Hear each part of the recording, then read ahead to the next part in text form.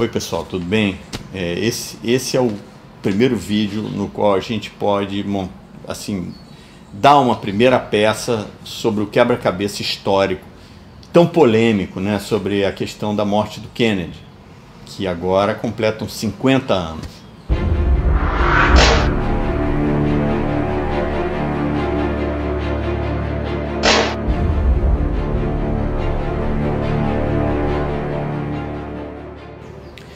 O que eu vou propor aqui é uma outra visão sobre o assassinato do Kennedy, que muita gente desconfia de que essa seja verdadeira e não do atirador solitário um pouco absurda. Então, na verdade, esse vídeo aqui vai objetivar sobre a confirmação da teoria conspiratória. Só que não é uma teoria conspiratória vaga, é uma teoria conspiratória, é uma teoria que confirma, né, o assassinato do Kennedy por interesses outros que não aqueles individuais do Lee Harvey Oswald. Que interesses seriam esses? Interesse da indústria bélica, de vender produtos bélicos. O Kennedy mostrou sua capacidade de resolver a resolução pacífica dos conflitos.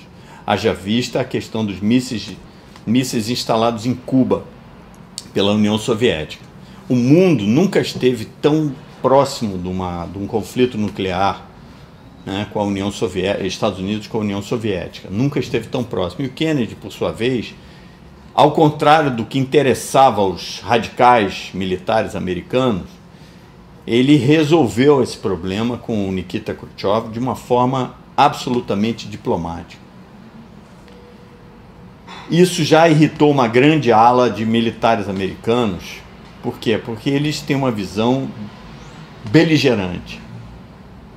E essa visão beligerante é predominante numa ala ultra-radical dos Estados Unidos que prevalece até hoje.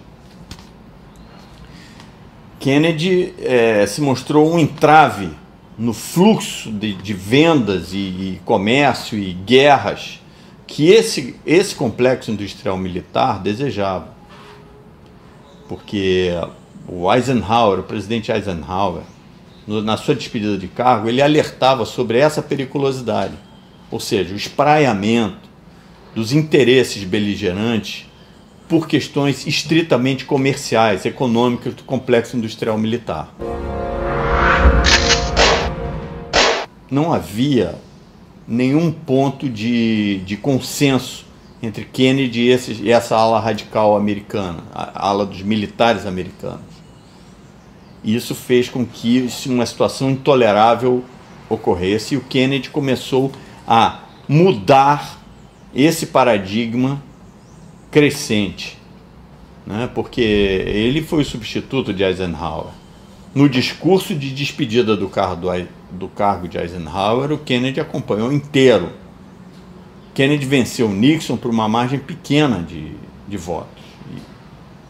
E ele não representava o sistema. O Nixon sim, mas ele não. Então ele surpreendeu essa ala. Ia modificar o mundo, que estava caminhando para essa beligerância maniqueísta entre União Soviética e Estados Unidos.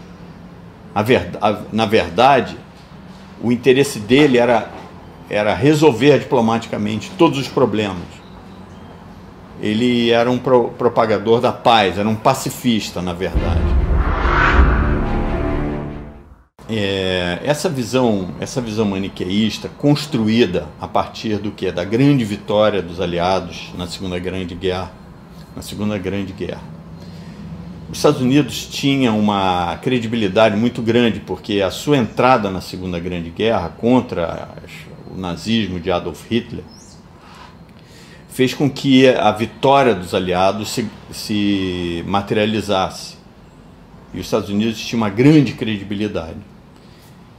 E essa credibilidade fez com que o complexo industrial militar, com a sua inteligência, os membros da inteligência do complexo industrial militar, criassem um novo modelo, uma nova ordem mundial. A nova ordem mundial, a partir do auxílio que os Estados Unidos deu na guerra contra as forças de Hitler, e depois no auxílio à reconstrução da Europa no sistema Bretton Woods, que foi o sistema de apoio econômico para fazer a Europa se reestruturar.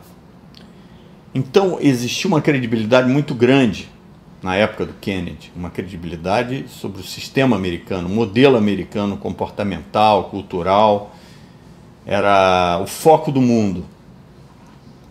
E o Kennedy, ele incorporava essa modernidade, né? Ele era culto, ele era antibeligerante, e ele venceu independente de todo esse sistema corporativo instalado nos Estados Unidos. O fato dele vencer dessa forma deu poderes muito grandes a essa pessoa dele, porque ele estava... A força dele era a imagem dele, a construção pessoal de um personagem magnético, de um personagem carismático. E ele tinha um discurso carismático. Ele era bom no discurso e fez com que as pessoas o admirassem cada vez mais. Ele começou a adquirir uma força política que apavorou essa ala ultra-radical dos militares nos Estados Unidos. Essa ala inconformada com a posição dele, sempre pacifista, sempre em busca da paz, da resolução pacífica dos conflitos, fez com que houvesse uma situação de absoluto impasse. Ele não cederia nem um milímetro, e esse pessoal radical também não cederia. Alguém tinha que perder. Age where great powers can maintain large and relatively invulnerable nuclear forces and refuse to surrender without resort to those forces. It makes no sense in an age where a single nuclear weapon contains almost 10 times. Então esse pessoal armou um complô, uma arapuca para ele, que foi feita em Dallas, justamente no lugar onde ele era menos querido, né? Porque ali era o centrão dos Estados Unidos, né? E tinha que ter um bode expiatório, né? E aí esse pessoal começou a trabalhar o Lee Harvey Oswald, que era um massa de manobra. E ele se empolgou na logística daquilo tudo, entendeu? Daquela situação. Mas ele não era o protagonista, né? Ele era mais um entre aqueles que estruturaram esse complô, essa armadilha para o Kennedy. E não deu outra, né? Kennedy foi fuzilado justamente numa passagem de automóvel descoberta, né? O carro, a limusine que ele estava descoberto, e houve uma mudança no trajeto, né? O trajeto se tornou mais lento justamente para que nessa arapuca, naquela situação do depósito de livro, no outeiro e na ferrovia, eles pudessem, né, fuzilar o presidente sem chance de escapar. Muitas pessoas ali presentes filmaram a situação. É certo que o Lee Harvey Oswald estava lá no depósito de livros. É bem provável que ele também participou da logística e tudo mais. Não é que ele tenha atirado. Quem atirou foram atiradores profissionais. Kennedy não escaparia daquela situação. O que acontece é que o FBI, as forças de segurança no local, pegaram todos os tipos de máquina de filmar, máquina de fotografia. Malandro foi o Zapruder, Abraham Zapruder, que saiu fora naquele momento. E ele pôde dar ao mundo uma outra visão daquela que era empurrada goela abaixo, de que Kennedy tinha sido assassinado por um maluco, sozinho. O assassinato de Kennedy é uma dessas peças para a gente entender a história contemporânea. Uma peça importantíssima, porque foram nesses 50 anos nos quais ele foi, assim, eliminado, que o complexo industrial militar pôde, aí sim, espraiar sua influência altamente perniciosa. Por quê? Porque entendia que seus produtos tinham de ser negociados, vendidos. para aumentar a riqueza dessas corporações de material bélico.